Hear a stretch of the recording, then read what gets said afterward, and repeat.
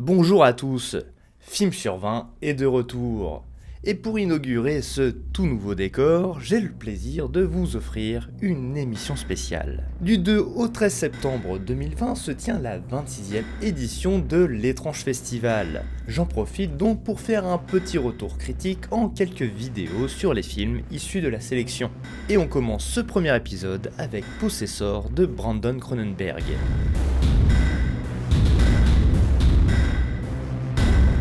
Tasia Voss est un genre d'agent travaillant dans une organisation secrète utilisant une technologie expérimentale lui permettant de prendre possession du corps d'à peu près n'importe qui afin de commettre des assassinats de personnes fortunées.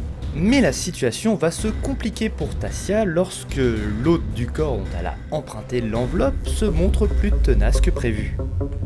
What's your levels this time? You just make sure you pull the trigger on the way out. After initial binding, you'll be locked in, with no loss of control permitted during this performance. We can't afford any mistakes on this one.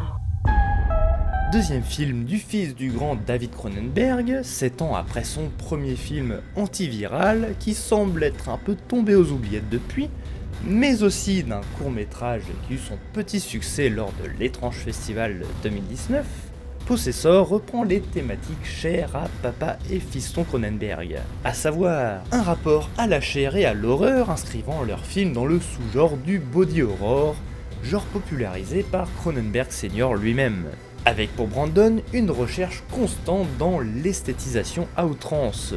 On retrouve ainsi et sans surprise l'excellent Karim Hussein, directeur de la photo de la série Hannibal aux côtés de Guillermo Navarro, mais aussi du film A Hobo with a Shotgun, et également co-scénariste sur le film abandonné de Nacho Cerda. Our next contract's a big one. The target is the CEO of the largest operation in the US. You'll be binding to Colin Tate. We can't afford any mistakes on this one. On pourra toujours reprocher au jeune réalisateur de continuer de suivre la voie qu'a tracée son père. Mais force est de reconnaître que Possessor se distingue pas mal de ses films.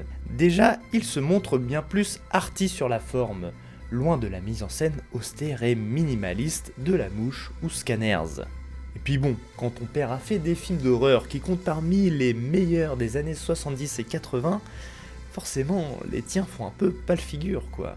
Car Possessor possède de nombreuses qualités, dont la belle Andrea Riseborough qu'on a déjà vue dans Mandy, où la fragilité de son regard donne du corps à son personnage. C'est très simple, elle porte le film sur ses épaules, à un point où il finit nettement par ennuyer lorsqu'elle n'est plus dans le cadre, son enveloppe, interprétée par Christian Abbott, se montrant bien plus monolithique. I need to know what she's done to me.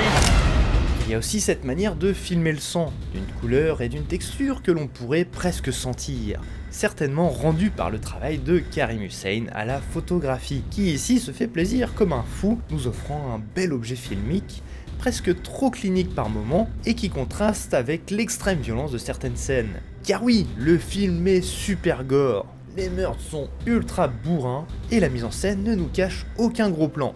Avis aux âmes sensibles. Face à la crudité de certaines images, les distributeurs risquent même de couper certains plans. Il y a d'ailleurs certaines scènes qui flirtent limite avec la pornographie. J'espère toutefois que le film restera visible en Director's Cut à l'avenir, s'il se fait censurer.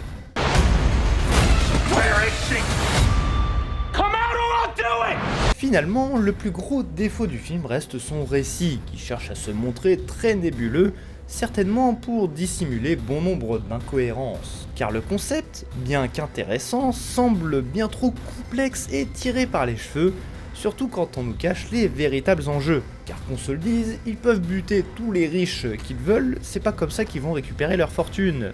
Mais bon, c'est un point qui ne semble guère intéresser Brandon Cronenberg qui préfère s'attarder aux questions propres à l'identité et au libre arbitre. On regrettera également certaines lourdeurs quand il s'agit de mettre en scène des idées propres aux symboles.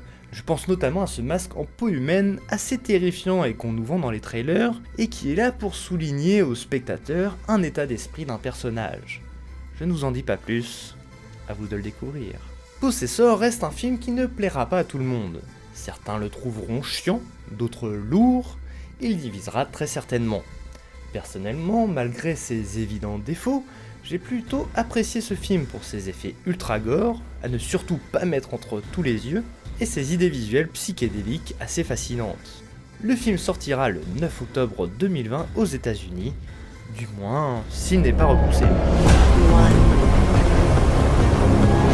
2,